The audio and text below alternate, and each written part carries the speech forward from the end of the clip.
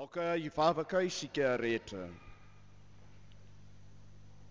Andriamanitra rainay misaotra anao sy mankalaza ny anaranao zahay, fa fonenanay hatramin'ny taloha indrindra ianao ny amin'ny fitiavanao sy ny famonjena vitanao. Rehefa nanangana anay ho zanakao mba hisandrata ny voninahitrao, anananay koa ny fiainam-pandresena izay efa nandresenao izao tontolo izao, mba hanananay ny fiadanana natolotrao sy ny fiainana be dehibe. Ary misaotra anao zay raha manatrika anay amin'izao isa-telo volana izao ianao ka miasa tanteraka ny sitraponao mba hanananay fiainana sy hanomponay hanarana ianao.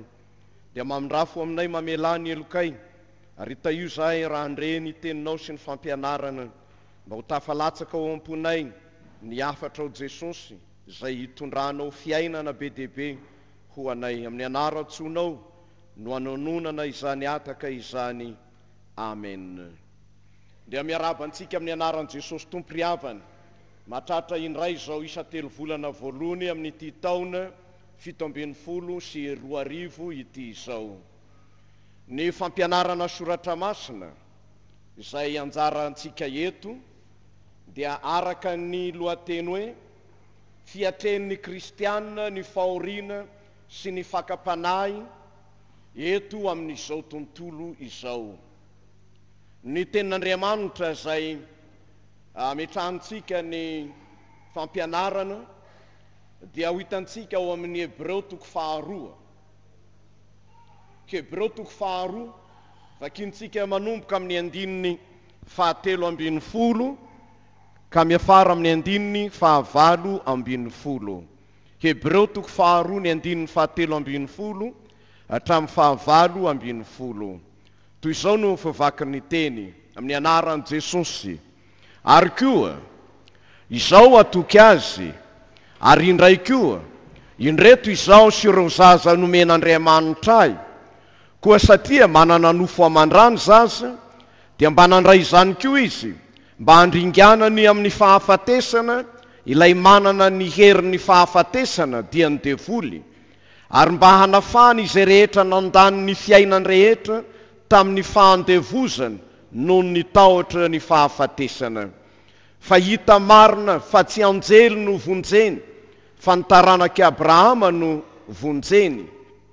Any dia mendrika mba hatao tahaka ny rahalahy amin'ny zavatra rehetra izy, mba ho mpisorona be mamindra fo sy mahatoky ny amin'Andriamanitra, mba hanaova ny fanavotana noho ny eloko ny olona. Fa satria nalaim-panahy ny tenany tamin'ny fahoriana nentiny, dia mahavonjy izay alaim-panahy koa izy.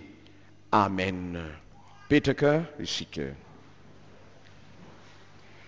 Fampianarana soratra masina no anjarantsika eto, araka ny fanevany hoe fiatren'ny kristianina ny fahoriana sy ny fakapanahy eto amin'izao tontolo izao. Ny fanontaniana mipetraka dia izao: iza moa ny kristianina? Inona ny toerana misy azy? Inona no antom-pisiny? Inona no atao hoe fahoriana? Inona no atao hoe fakapanahy?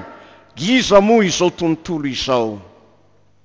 Ny faneva dia mampametraka fanontaniana hoe afaka hiatrika izany tokoa ve ny kristianina? Ary inona no fikendren'Andriamanitra ny amin'ny kristianina miatrika izany rehetra izany?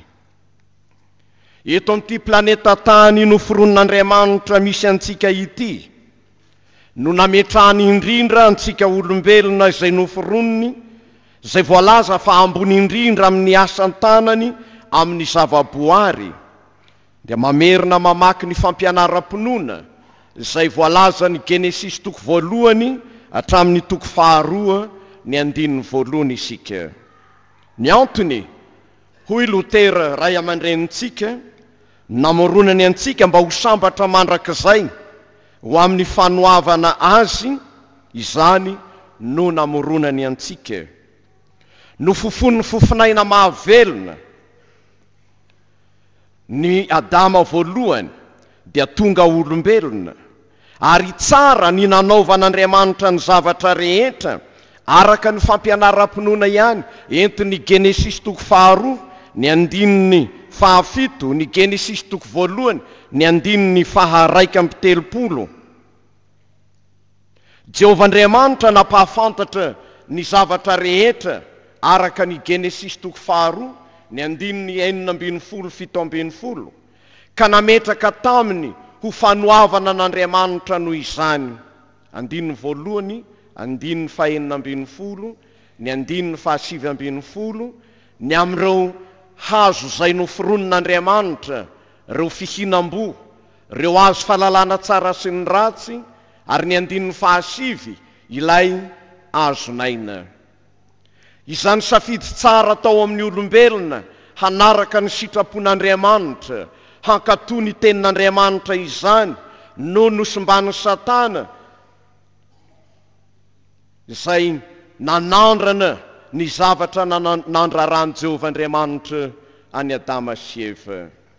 Izany fandikanany didin'Andriamanitra mpamorona sy mpanao tsara izany no fototry ny fahoriana sy ny fakapanahy maneho ny fahalemen'ny olombelona tsy hitoetra amin'ny fanoavana an'Andriamanitra. Raha mbola tsy lavo sy tsy maty ny fakapanahy nandresy azy Adama sy Eva, dia voalaza ny mpandinika fa tsy afaka ny tsy hanota ny olombelona. Fa taorian'ny fandikana ny didin'Andriamanitra ary ny fanoavana indrindra ny feon'ny Satana te halala zavatra ny olombelona, dia tsy afaka ny tsy hanota intsony izy. Izany hoe velona amin'ny fahotana ho amin'ny tsy fanoavana an'Andriamanitra. Mitondra fanavaozana sy fiainana vaovao ho an'ny olombelona mpanota araka izay hilazan'ny Romanina azy. Ny 3 ny 10 hatramin'ny 9. Hosinganitsika amin'ny 9 vitsivitsy araka izay voalaza ao hoe na jiosy na jentilisa dia tsy misy marina na diray akory aza, tsy misy izay mitady an'Andriamanitra, samy nania avokoa izy rehetra, samy tsy mahasoa avokoa izy rehetra, tsy misy izay manao ny tsara na dia iray aza, ary tsy misy fahatahorana an'Andriamanitra eo anoloan'ny masony. Izany no nandavy olona izay voafitaky ny menarana, ka dia nozoiny ny fahoriana sy ny fakapanahy izay to mandoro, to mamono sy mahafaty. Manambara Andriamanitra tompon'izao rehetra izao, tian'ny olona very amin'ny tian'ny olona zay very, zay mindao ao amin'ny fahafatesam-panahy. Maneho Andriamanitra manambara ny lalam-pamonjena ho fanavotana ny olombelona amin'izany fahoriana sy ny fakapanahy izay mangeja sy mamahotra azy amin'izao fiainana izao izany. Manafaka ny olombelona amban'ny fahefan'ny Satana sy ny herin'ny maizina izay tsy ahaizantsika olombelona mitady an'Andriamanitra ny fitiavany mitondra famonjena amin'ny alalan'i Jesosy. Ny fanontaniana dia ny hoe iza moary ny kristianina manoloana izany lalam-pamonjena fanafana sy fanavotana ataon'Andriamanitra izany. Na avy amin'ny jiosy na avy amin'ny jentilisa na ny olombelona rehetra izay tafaona tamin'ny fanekena vaovao nataon'Andriamanitra, fatanterahany teny fikasan'Andriamanitra, handraisan'ny mpanota ny fanambaran'Andriamanitra, dia ny nanambaran'ny zanany, izany no lalana izay manova ny fiainan'ny mpanota hatramin'ny anarany, hatramin'ny fisainany, hatramin'ny fombany, hatramin'ny ataony. Izany fanambaran'Andriamanitra izany dia ny fanambaran'ny zanany araka ny Jaona 1:5, ny 10:10 sy 2:12. Ahoana ho ny voalazany? Jaona 1:5, ny 10:10 sy 2:12. Izay mino ny zanak'Andriamanitra no manana ny fanambarana ao anatiny. Tokony hazava tsara amintsika zany. Indraindray tsika milaza ny mino, kanefa ny pokatiny ao anatintsika na ny fisainantsika, na ny fiheverantsika, na ny fontsika, to tsy misy ny maha-kristianina antsika. Fa izay mino zanak'Andriamanitra no manana ny fanambarana ao anatiny, izay manana ny tenin'Andriamanitra, ka rehefa pokaty ao anatintsika izany, dia mora misosoka izao karaza-pahoriana volentsika izao sy ny fakapanahy avy amin'ny Satana. Izao no fanambarany, fiainana mandrakizay no homen'Andriamanitra antsika ary ao amin'ny zanany izany fiainana izany. Ny mino dia ny kristianina manana ny fanambaran'Andriamanitra ny zanany, manana an Jesosy ho fiainany, manaiky an Jesosy ho tompo sy mpamonjiny. Hambaran'ny apôstôly Paoly ao amin'ny Korintianina 2:5-7 hoe: raha misy olona ao amin'ny Kristy dia manao ahoana? Olom-baovao izy, manao ahoana? Efa lasa ny zavatra taloha, indreo efa tonga vaovao ireo. Mba tafatoetra ao anatin'ny fontsika sy ny fanahintsika izay mino amin'ny maha-kristianina antsika ve izany. Indraindray mandalo antsika fotsiny zany, to tsy haintsika zany hoe olom-baovao amin'ny tompo isika, to tsy haintsika zany hoe efa lasa ny zavatra taloha, to tsy haintsika zany hoe efa tonga vaovao isika, ka dia handairan'ny zavatsarotra manoloana ny fakapanahy sy ny fahoriana mitranga. Ny zavatra taloha teo amin'ny kristianina, talohan'ny fiainan'ny Kristy tao anatiny, dia ny fiainan'ny devoly sy ny fiainan'ny Satana. Noravan'i Kristy teo amin'ny hazo fijaliana tamin'ny soloany voinanao, ny soloany vony antsika izany, satria tsisy mahavonjy tena itsika rehefa tafasaraka taminy. Izany indrindra no nidinany tonga nofo tetỳ an-tany, ary tafatoetra ao am-po zany, araka ny fampianaran'ny Jaona apôstôly, ny amin'ny fandiniana ny fanahy mamitaka sy ny antikristy.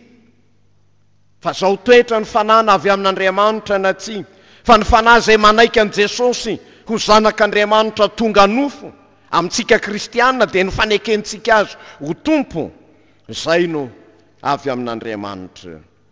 Ka ny kristianina dia ny mino mandray ny fanambaran'i Kristy, ny marina, ny fahamarinana avy amin'ny teny sy ny teniny. Jaona 4:20, ny 7:30. Asa famoronana vaovao nataon'Andriamanitra mivantana amin'ny alalan'i Jesosy Kristy ny mpino, ary tsy tokony hamenatra azy izany, satria ny famenarana kijoro fa kristianina dia mandrava ny asa famoronana vaovao nataon'Andriamanitra, ary mbola miasa ao amin'izany famoronana vaovao izany atran'Andriamanitra amin'ny fitoriana ny filazantsara hampiorenana antsika koa amin'ny finoana sy ny fitiavan'Andriamanitra. Ny kristianina, izay antsoina hoe kristianina, dia mivelona amin'ny finoana, mivelona amin'ny fitiavana an'Andriamanitra, ny fitiavanamana, mivelona amin'ny fahatokiana an'Andriamanitra, matoky ny tenin'Andriamanitra izay hany hanaovantsika ny sitrapon'Andriamanitra. Ataontsika ahoana moa no hanao ny sitrapon'Andriamanitra? Kristianina mino kanefa tsy manana ny tenin'Andriamanitra izay velona sy mahery, io no ahafahantsika manao ny sitrapon'Andriamanitra, ary nomen'Andriamanitra antsika tao amin'ny Jesosy indrindra izany. Ka izany no ilazanany hoe ny kristianina na ny mpino dia olona voaforona tao amin'ny Kristy, araka ny Efesianina 2:5-10. Kristianina olona midaraboka amin'Andriamanitra sy ny asan'Andriamanitra nateraka indray, araka ny fampianaran'i Jesosy ny Jaona 4:7-5. Olona manana firaisana amin'Andriamanitra ao amin'i Jesosy, na firaisana amin'Andriamanitra amin'i Jesosy, hikatsaka mandrakariva ny fanjakan'Andriamanitra. Fa tsy olona kristianina nandray fiainam-baovao ka ny fanaon'izao tontolo izao no mbola maminy sy ankafiziny, hikatsaka mandrakariva ny fanjakan'Andriamanitra sy ny fahamarinany, hiadiny amin'ny fahavalon'Andriamanitra sy ny famitahana hataony devoly amin'ny zanak'Andriamanitra izay efa nandray fiainana. mikatsaka sy misaina ny zavatra any ambony any amin'izay misy any Kristy, afana mandresy ny fahoriana sy ny fakapanahy. Kolosianina 3:1-3. Ahoana hoy ny soratra masina hiatrehan'ny kristianina izany fahoriana izany? Tsy zavatra maniditsidina na zavatra tsy hita maso, fa miantraika mivantana amin'ny olombelona izany ary manahirana ny fiainany. Ka samy hatrehan'ny kristianina maha-olona azy sy ny mahazanak'Andriamanitra azy ny fahoriana vokatry ny safidy ratsy izay mampisaraka amin'Andriamanitra, na ny fahoriana vokatry ny fanarahana an Jesosy Kristy Tompo. Afaka hiatrika izany tanteraka ny tena kristianina mino an'Andriamanitra ary mino fa nateraka Andriamanitra izy. Indraindray tsika dia araka ny voalazany hoe pokaty ny ao anatintsika, mino fa pokaty, ka mahazo fanasana amin'izao karazam-pivavana etseroa zao. Fantany ianao fa avahiny tonga ao, dia hoy izy hoe efa nandray ny fanahy masina ve ianao? Dia eo tsika mihanana hoe mbola tsy nandray. Dia ndikan'izany rehefa mbola tsy nandray tsika dia mbola tsy azontsika antoka fa nateraka indray isika. Ny fahaterahantsika olom-baovao ao am Jesosy Kristy nampiraisany antsika tamin'ny asa-pamonjena natao, ny fahafatesany sy ny fitsanganany tao am batisa. Io no mahazanak'Andriamanitra nateraka amintsika. Ary dia tsy hafen'ny Tompo ao amin'izay ny fiainana mahazanak'Andriamanitra izany, fa tsy hoe kristianina zanak'Andriamanitra dia fantatro ny daty nahaterahako olom-baovao, ary dia matetika ny karazam-pivavahana misaha manao an'izany tamin'izao ora niteraka tonga olom-baovao, tamin'ny andro tahaka an'izao, tamin'ny nanaovana tahaka an'izao. Ary dia milaza fa tsy misy intsony ny fakapanahy, tsy misy intsony ny fahoriana. Ahoana ho Jesosy? Jaona 4:7-30. Aty amin'izao tontolo izao no ahitanareo fahoriana, nefa matokia fa izao efa naharesy izao tontolo izao. Raha izany fanambarany tompontsika izany dia azo resena ny fahoriana. Tsy afaka hanafoana ny fahoriantsika, averintsika ho lalam-piainana misy eto izany, fa afa ny manompo an'Andriamanitra, afa ny manana an Jesosy Kristy izay tena kristianina tokoa. Maro ny karazam-pahoriana mahazo ny olombelona ety an-tany. Hoy ny mpitoroteny 7:7-20. Mpitoroteny 7:7-20. Indro izao ihany no hitako, nataon'Andriamanitra mahitsy ny olona kanjo, namorona saikafa maro izy. Fidirana amin'ny fahoriana zany. Samuela 2:2-20 dia milaza fa mitandrina ny lalan'i Jehova aho, ka tsy mba nanao ratsy hialana tamin'Andriamanitra. Zany hoe tsy nampiditra fahoriana tamin'ny safidiny izy, fa nitandrina ny lalan'i Jehova mba tsy hanaova ny ratsy hialana amin'Andriamanitra. Ny 7:20 amin'io Samuela io ihany dia ny hoe lasa miolakolaka eo anatrehan'Andriamanitra ny olona, miditra amin'ny fahoriana mba handosirana an'Andriamanitra. Lasa piatsara velatsy ny olombelona eo anatrehan'Andriamanitra, araka ny ambaran'i Jesosy Tompo hoe ity firenena ity manaja amin'ny molony, fa ny fony kosa lavitra. Tsy misy fahoriana ao ambava ao, ny hanina tsy miditra nga, ny paraky sy ny sigara sy ny fisotroana tsy miditra nga. Hiteraka fahoriana ho an'ny kristianina ve tsy fidirana zany? Fa ity firenena ity manaja amin'ny molony, fa ny fony kosa lavitra agny.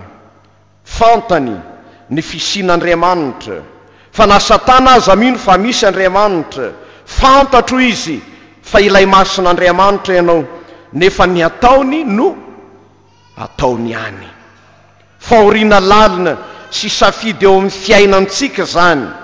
Ny fahoriana dia mianjady amin'izao tontolo izao vokatry ny fahalalana ny tsara sy ny ratsy hivelan'Andriamanitra. Toy ny bitabitaka i Adama sy Eva fa tonga amin'ny fahalalana tsara sy ny ratsy, fa tsy nahita an'Andriamanitra izy, fa ny tenany ao anatin'ny fitanjana no hitany. Hanapahoriana ny vehivavy raha miteraka, ny atsy-ambony tavanao no hinananao ho Jehova, haniry tsilo sy hery ny tany noho ny vitany Adama sy Eva ka nahatonga ny tany ho voahozina. Fahoriana tsy azontsika iotovirana zany. Manova be dehibe ny fiainan'ny kristianina kosa ny fahoriana araka ny lazan'ny tompo azy eto amin'ny Jaona 4:20, andininy 7:30. Aty amin'izao tontolo izao nahitanareo fahoriana, nefa matokia izao efa naresy izao tontolo izao. Zany hoe mila matoky aniza, mila matoky an Jesosy. Ny fifikirana am Jesosy tompo izay manandresy izao tontolo izao no zavatra sarobidy eo amin'ny fiainantsika kristianina. Rehefa resin'i Jesosy izao tontolo izao dia tsy fananany fahoriana hery mandavo ny mino izany, ka tokony hifikirana sy hitokiana amin'ny tompo. Be dehibe no ilazan'Andriamanitra ao amin'ny soratra masina izany fiarovan'Andriamanitra ny olona amin'ny fahoriana izany, mba tsy ho banga ao am-pontsika ny tenin'Andriamanitra fa ny mahay anao manontolo dia manana fiarovana ny fiainanao Andriamanitra. Oabolana 2:19 dia milaza ny marina dia vonjena amin'ny fahoriana. Ny Salamo 50:5 dia milaza antsoy aho amin'ny andro fahoriana dia aninona izy? Hamonjy anao aho. Ny Salamo 70:112 sy 2:20 dia milaza aoka ny famiramponao sy ny fahamarinanao hiaro aho mandrakariva, fa manodidina ny fahoriana tsy tambo isaina. Zany hoe rehefa tsy manana ny tompo dia mivelatra ho amin'izany fahoriana, mitondra fahoriana lalina izany ny fiainan'ny olona. Ka eo anatrehan'izany ny tompo na Kristy ilay Mesia raha nidina tetỳ an-tany dia voalaza fa nivesatra ny fahoriantsika izy. Tsy teny foana ny hoe matokia izao efa naresy izao tontolo izao. Ny Isaia 3:4 mivesatra ny fahoriantsika izy. Ny Isaia 3:3 lehilahy ory sady zatra fahoriana ny tompontsika. Ny Isaia 3:7 nampahoriana izy nefa nanetry tena. Tsy mba tahaka antsika ny hoe dia ny zavatra nataoko tao amin'ny fiangonana, ny filofosako rehetrarehetra kanefa dia hanenjena aho. Ranona tsy manao zany mifofotra dia lasa fahoriana ho anao ny zavatra ataonao. Tsy fiainana kristianina zany, fiainana jentilisa zany. Ny zavatra ataon'ny jentilisa dia mampahory azy, tsy fiainan'ny kristianina mikatsaka ny fahamarinana zany. Ary filamatra Jesosy izay milaza ny hoe izao efa naresy izao tontolo izao. Nampahoriana izy tao anatin'ny fanetretena. Ny fampahoriana sy ny fitsarana no nentina nanaisitra azy ny 9:5 amin'ny Isaia 3:15. Izany hoe natao niatra taminy avokoa ny helontsika rehetra, zay no dikany. Raha no tsarain'Andriamanitra isika dia tsy misy marina na dia iray azy. Fa ny fampahoriana sy ny fitsarana natao an Jesosy Kristy izay nisolo heloka nanaisitra ny fahotantsika.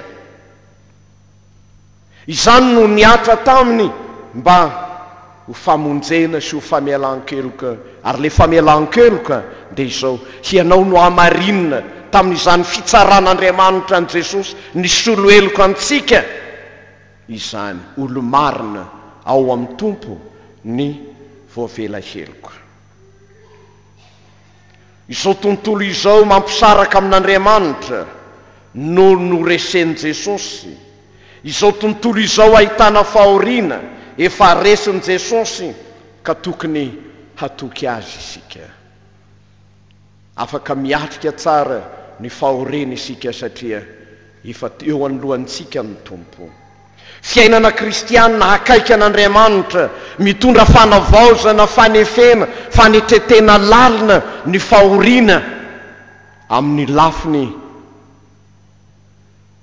ny voaombo an' Jesosy teo amin'ny hazo fijaliana ary nivesatra ny fahotantsika teo amin'ny tenany, nanombona ny nofontsika teo amin'ny tenan' Jesosy. Atsapantsika izany hoe fanefena taon'Andriamanitra izany, atsapantsika izany hoe fanavaozan'Andriamanitra izany, fa tsy tonga kristianina ianao raha tsy nandalo ny fanavaozana sy ny fanefena nataon'Andriamanitra tao amin'i Jesosy Kristy, indrindra ny amin'ny halaviny atao hoe fahoriana izay hanomezantsika tsinan'Andriamanitra hoe nahoana no nasiana zany fahalalana tsara sy ny ratsy zany, nahoana no nasiana zany devoly zany. Hambaran'ny epistilyntsika ao amin'ny Romanina toko 5 ny 7 hatramin'ny 5 izany fanefena ao anatin'ny fahoriana, fanavaozana ao anatin'ny fahoriana izany. Satria manana ny tompo isika ilay nandresy izao tontolo izao. Dia hoy ny epistily milaza izany hoe aoka isika hifaly amin'ny fanantenana ny voninahitr'Andriamanitra ao anatin'ny fahoriana. Satria ny fahoriana dia mahatonga inona ho izy? Ny fahoriana dia mahatonga faharetana. Ny faharetana mahatonga fahatsara-panahy voazahatoetra. Ny fahatsara-panahy voazahatoetra mahatonga fanantenana. Io dia tahaka ny olona mpilalao na mpiazakazaka, na mpilalao baolina zany na mpanao fanatanjahantena. Tsy avy hatrany dia atanjaka avy hatrany ianao vao nanao entraînement andray mandeha fanazarantena dia afaka hiatrika ny adversaire avy hatrany, fa arakaraka ny fahazaranao manao ny fanazarantena sy ny fikotrananao ao anatin'izany taranja tianao sy maminao izany no anantenanao vokatra amin'ny farany. Ary izany fanantenana kristianina zany dia vokatry ny fiaretantsika amin'ny fahoriana izay hanavaozan'Andriamanitra antsika. Na dia nandray ny fanazy isika dia tsy tahaka ny olona mieboebo hoe dia za tonga zanak'Andriamanitra dia niteraka androany aho, nandray ny fanan'Andriamanitra androany aho, mirehere hoe tonga zanak'Andriamanitra, tonga olom-baovao, kanefa rehefa avy eo manao hoe very ianareo amin'io fiangonana io, miala nareo fa very ianareo, tsy misy Jesosy aho. Satria tsy nisy fahazarana, tsy nisy fahamatorana ao anatin'izany hoe fitezana ara-panahy izany, fa izay no heveriny fa namoazan'Andriamanitra azy, niteran'Andriamanitra voalohany azy dia ny namany fahavalo, ny namany miaina ao anatin'ny faharatsiana, fa very no mamaika azy hoe avianareo makaty fa aty no misy ny famonjena. Dia tonga tokoa ny kristianina daladala efa leo ny fahoriana dia maninona? Tsy mbola nandalo fanavaozana, tsy nandalo fanefena, fa leo ny fahoriana satria tsy niankina tamin'Andriamanitra tao amin'i Jesosy tamin'izany zava-nitranga tamin'izany, fa dia miandry fahagagana fotsiny, tsy fiainana kristianina zany. Fa misy itony jozotra eo hoe nahoan'Andriamanitra ny mampiditra amin'izao fahoriana lalina zao, inona ny antony? Tsy manontany ny antony sika, fa ny fahoriana mahatonga faharetana, ny faharetana mahatonga fahatsara-panahy voazahatoetra, ny fahatsara-panahy voazahatoetra mahatonga fanantenana. Dia ilay fanantenana kristianina nolazaina tary am-boalohany hoe aoka isika hifaly amin'ny fahoriana azy amin'ny fanantenana ny voninahitr'Andriamanitra. Izany hoe tsy fahoriana manary na mampiorokoditra ny fahoriana mianjady eo amin'ny fiainana kristianina, fa ilana faharetana ka dia hoy ny epistily hoe aoka isika hifaly amin'ny fahoriana aza satria sambatra zay enjena noho ny fahamarinana amin'ny fanarana an' Jesosy miatika zavatra maro ho fanefenantsika mampiorina antsika tahaka ny azo ambolena na ny voly ataontsika raha tsy avy ny orana ka nafafontsika ny vo tonga ny akoho manilika dia mahita izy fa arakaraky ny anondrana azy na tsisy orana azy no mampilentika azy mampifikitra azy tahaka n'izany ny fiainana kristianina mitombo ao amin'ny tompo tsy hafa noho izany ny fiatrehan'ny kristianina ny fakapanahy dia atao zavatra anankiray ihany zany fahoriana ny fakapanahy zany handeha ho jerentsika hoe ahoana koa ary no hiatrehantsika ny fakapanahy raha mbola taranaka Adama sy Eva ka antsoina ho mpanota dia hiara-ny fakapanahy avokoa alaim-panahy amin'ny zavatra rehetra ny olombelona ny resin'ny fakapanahy no isehoan'ny fahalemen'ny olona tsy manan-kery ady satria tsy afaka ny tsy hanota ny olombelona rehefa tsy manana fiainam-baovao ao amin'i Jesosy tsy manan-kery ady satria tsy afaka ny tsy hanota ny olombelona taorian'ny fahalavona zay vitany Adama sy Eva ny filana ny fakapanahy rehetra torotoronina dia miteraka inona miteraka inona ny filana sy ny fakapanahy zay torotoronina miteraka ota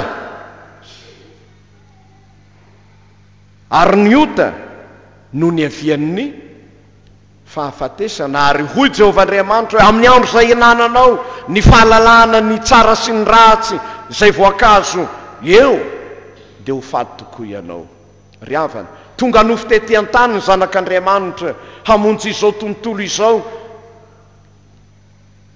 mba ho heriny izay rehetra mino fa mahavonjy izay rehetra alaim-panahy ny tompo tantsika tamin'ny Hebreo zay mivakina teo zany toko 2:9 satria nalaim-panahy ny tenany tamin'ny fahoriana nentiny dia mahavonjy izay alaim-panahy izy ao amin'i Jesosy ny kristianina dia afaka hihiaritra fakapanahy koa handraisana satroboninahitra fiainana izany araka ny Jakoba toko 1:2 Jakoba toko 1:2 ahoana no lazainy sambatra ny olona maharitra fakapanahy fa rehefa azo voazahatoetra izy dia andray ny satroboninahitra fiainana izay no lazainy tompo homena izay maninona izay tia azy tsy mahafoana ny fo izany fitiavantsika amin'ny tompo izany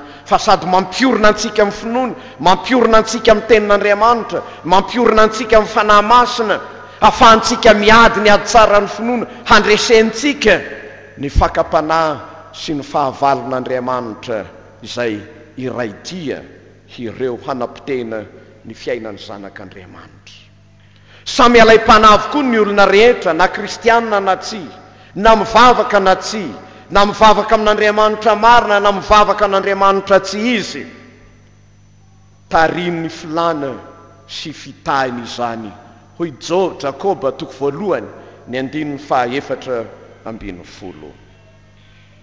ny kristianina tsy afaka hiala tsiny hoe mahery loatra ny fakapanahy ka ho resy dia ady hiara-ny fahafatesana fotsiny amin'izao koa tsy afaka hanao hiala tsiny amin'izany ny kristianina hoe nahery loatra le fakapanahy inona ny vokany ota sy fahafatesana na nometsinan'Andriamanitra na ahoana aho no hiara-ny fakapanahy toy izao fa ny kristianina alaim-panahy nomena ny fanahy masina hitaridalana mba tsy ho very eny am-pandehanana raha toditra zavatsarotra zany hoe afaka hiatrika ny fakapanahy tsara ny kristianina satria hoy ny Korintianina 1:2 fa isika tsy nandray ny fanahiny izao tontolo izao fa ny fanahy izay avy amin'Andriamanitra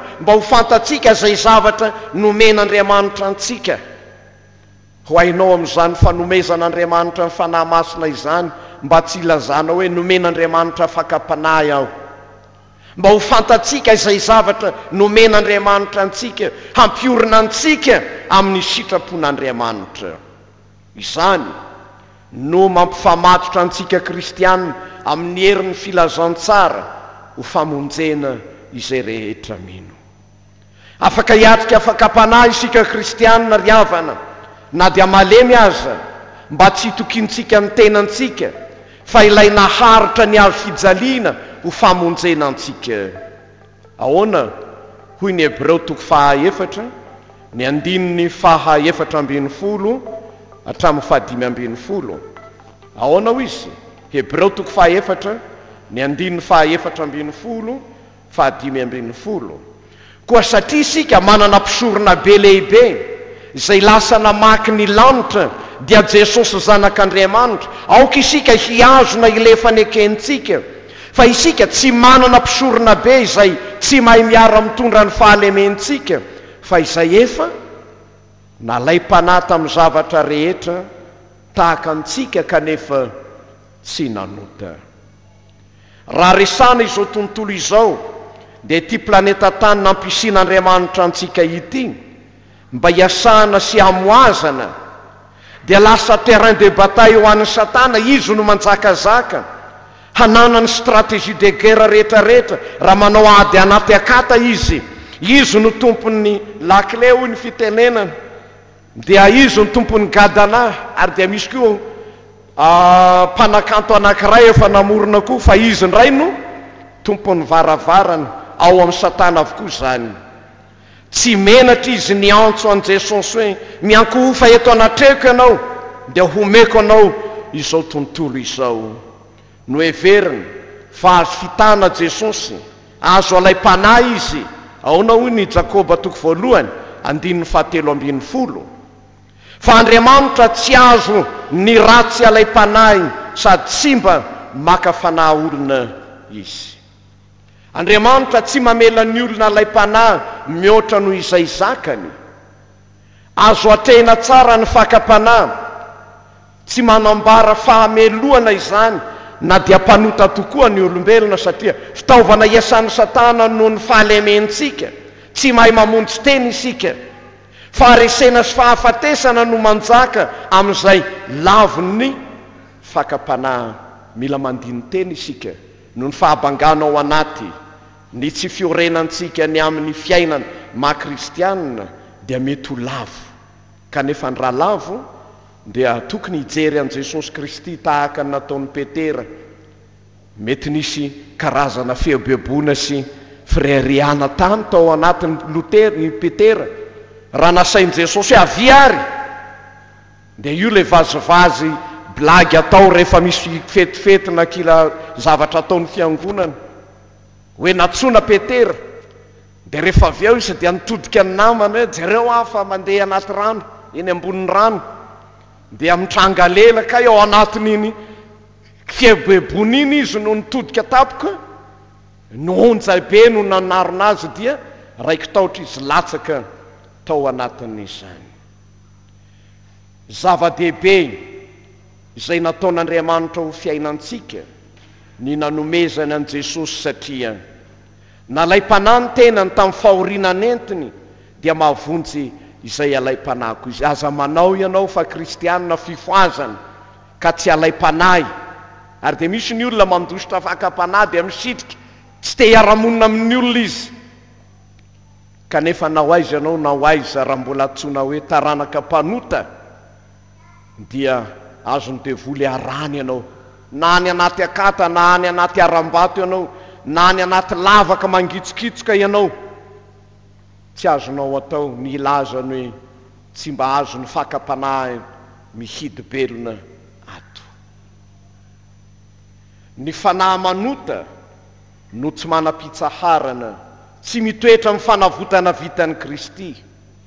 Ary nidiran'i Jesosy tamin'ny fahafatesana izany, tsy noho ny hoe resy izy. Izany no nentiny nandresy ilay Satana sy ny devoly izany no nentiny nandringana any Satana araka ny Hebreo 2:2 ny 4:7. Hebreo 2:2 ny 4:7.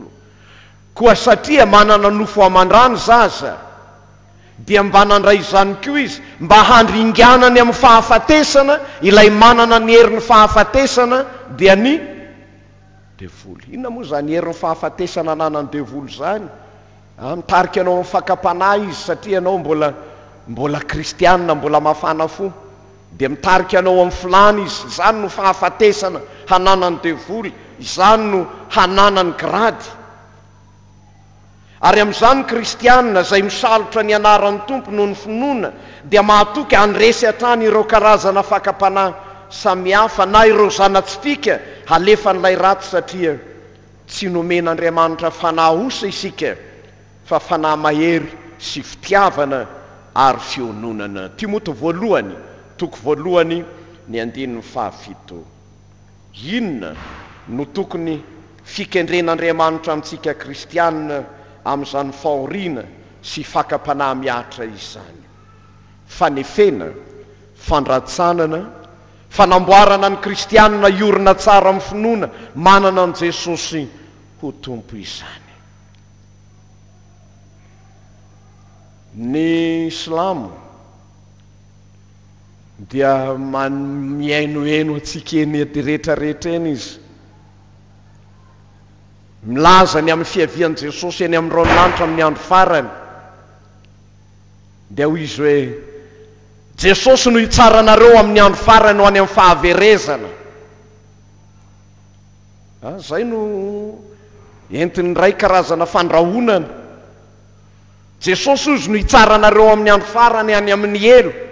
Zany hoe telazy izy hoe avia ty aminay fa ny Jesosynay na tsy manana Jesosy izy tsy mampiororo amin'izany. Jarentsika tokoa ny fampianaran'ny Silamo. Aty izy mahazo manambady maro, dia rehefa aveo vita ny filany ka manao ny sitrapon'ny alasiny ny fiainan'ny fikambanana hoe mamono tena mba hahafaty olona be debe. Rehefa vita ny mission dia mahazo inona indray? Mahazo vehivavy tsara tare ao amin'izany paradisany alà zany. Nefa Jesosy milazany hoe raha nanontany ilay jiosiny hoe ahoana ny amin'ny fitolahy izay nanambady olona anankiray, iza no vadiny amin'izy fitolahy ramby any amin'ny paradisa? Tsy misy fomba tany ny fomba an-danitra ho Jesosy. Ny fahoriana sy ny fakapanahy dia mampitaona ho amin'ny fivavahana hialoko eo ambanin'ny tanam-pahasoavan'ny tompo, handrosoana bebe kokoa fa tsy hiemorana. Tafio-drivotra mamely ny fiainana kristianina ny fahoriana sy ny fakapanahy, fa ny fanahy mahery nomen'Andriamanitra antsika dia mampifikitra ny kristianina amin'Andriamanitra izay hinoany. Ny fahoriana sy ny fakapanahy dia mampiray ny kristianina hifampivavaka fa tsy hifanenjika, tsy hifanaratsy, satria kendren'Andriamanitra ho an'ny zanany rehetra ao amin'i Jesosy Kristy izany toe-panahy salama izany. Ny fanamarinana maimaim-pona antsika amin'ny finoana no ny fanavotana vitan'i Jesosy no hitoerantsika amin'ny fahasoavana, ka tsy manana anjara amin'ny toerana metrahan'i Jesosy antsika Satana sy ny fakapanahy, ny fahoriana izay mampisaraka amin'Andriamanitra. Izany no anekentsika n'Andriamanitra miasa ao anaty amin'ny fahoriana sy ny fakapanahy mba hivoan'ny kristianina ho mpandresy, satria nambarany Romanina 5:5 ny 7 sy 5 izay efa noresantsika teo fa rehefa maharitra izany isika dia ho tafavoaka amin'ny fifaliana amin'ny fahoriana izay mitondra fanefena, fanavaozana, fandratsanana, fanamboarana mba ho mendrika ho an'ny tompo tokoa isika. Ny antony dia ny fanahy masina izay nomenantsika, nomentin'Andriamanitra nampidina ny fitiavana ao am-pontsika, ka dia velona fanantenana isika fa tsy miorokoditra amin'ny fahoriana, tsy miorokoditra amin'ny fakapanahy isan-karazany, fa velony fanantenana mijery an Jesosy tompony finoana sy mpanefa azy. Miatrika izany eto amin'izao tontolo izao isika, satria hoy Jaona voalohany toko fahaefatra ny andininy fahaefatra manao hoe: anaka, ianareo dia avy amin'Andriamanitra ary efa naharesy ireny, satria lehibe izay ao aminareo noho izay ao amin'izao tontolo izao. Manana an Jesosy Kristy Tompo izay mpisorona be niaritra ny fahoriana, mpisorona be niaritra ny fakapanahy zay nahazo antsika, ary mihoatra noho izay azo antsika fakapanahy sy fahoriana zay miatra amintsika tsirairay avy azy, mihoatra noho izany no nentin' Jesosy Kristy mba ho famonjena ahy sy anao. Tena miatrika ny fiainantsika raha miatrika fahoriana sy fampikapanahy amin'ny mahazanak'Andriamanitra antsika.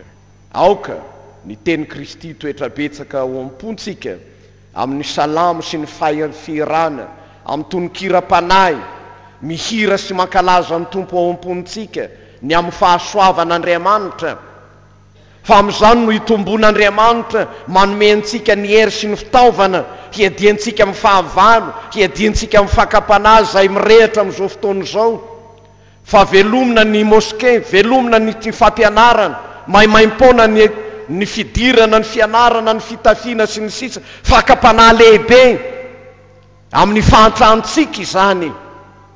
Kanefa tsy misy manan-karena mihoatra isika kristianina manana ny Kristy zavatra rehetra. Koa dia mahereza ry havana, aoka hitombo ny fatokintsika ny Tompo, ny fanoloran-tenantsika hatokony ny teniny, aoka hitombo ny faharetantsika amin'ny zavatsarotra izay miatra amintsika na fahoriana na fakapanahy, mba tsy ho tatazan'ny sekta, tsy ho tatazan'ny Islamo, tsy ho tatazan'ireo fampianaran-diso isan-karazany izay manala anao ao amin'Andriamanitra. Andriamanitra miaraka aminao anatin'ny fahoriana mba hanefeny anao hanana fahatsara-panahy, hanana faharetana, hanana fanantenana.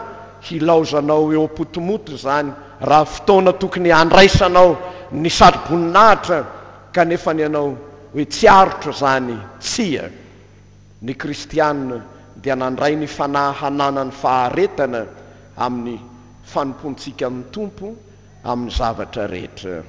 Dia ho an'Andriamanitra irery any ny voninahitra ary ho antsika ny famindram-po sy ny fiantrana mba hitombontsika ara-panahy, ahafantarantsika indrindra ny fananantsika an Jesosy Kristy izay efa naresy izao tontolo izao ary tokony hitokintsika azy. Ivavaka isika.